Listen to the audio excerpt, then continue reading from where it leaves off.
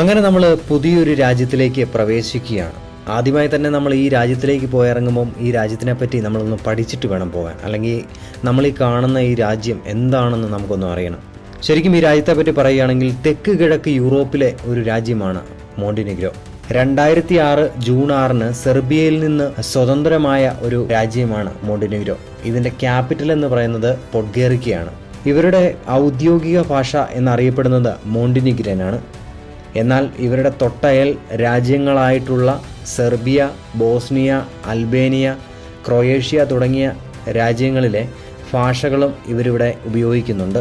ഇതൊരു European country ആയതുകൊണ്ട് തന്നെ ഇവിടെ ഉപയോഗിക്കുന്ന കറൻസിയും യൂറോ തന്നെയാണ്. നമ്മളിങ്ങോട്ട് വന്ന ഫ്ലൈറ്റിൻ്റെ യാത്ര കണ്ടാൽ തന്നെ നമുക്ക് മനസ്സിലാകും, മൗണ്ടെയിനുകളാൽ ചുറ്റപ്പെട്ട് കിടക്കുന്ന ഒരു രാജ്യം തന്നെയാണ് മോണ്ടിനെഗ്രോ. മോണ്ടിനെഗ്രോയുടെ അതിർത്തികൾ പങ്കിടുന്ന Albania, Bosnia and Herzegovina, Kosovo and Serbia, Croatia തുടങ്ങിയ രാജ്യങ്ങളുടെയൊക്കെ ഭൂപ്രകൃതി എല്ലാം ഏകദേശം ഒരുപോലെ തന്നെയാണ്. ഈ കൺട്രികളെല്ലാം ബാൽക്കൻ കൺട്രികൾ എന്നാണ് അറിയപ്പെടുന്നത്. ഈ ബാൽക്കൻ പെനിൻസുലയുടെ ഒരു ഭാഗം തന്നെയാണ് മോണ്ടിനെഗ്രോ.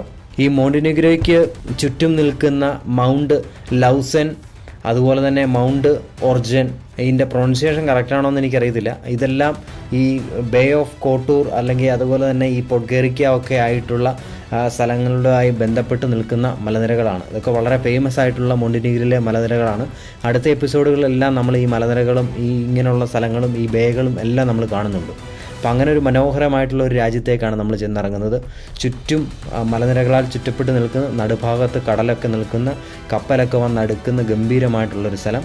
അങ്ങനൊരു രാജ്യത്തിലേക്ക്, ഗംഭീര കാഴ്ചകളിലേക്കാണ് നിങ്ങളെ ഞാൻ ക്ഷണിക്കുന്നത്.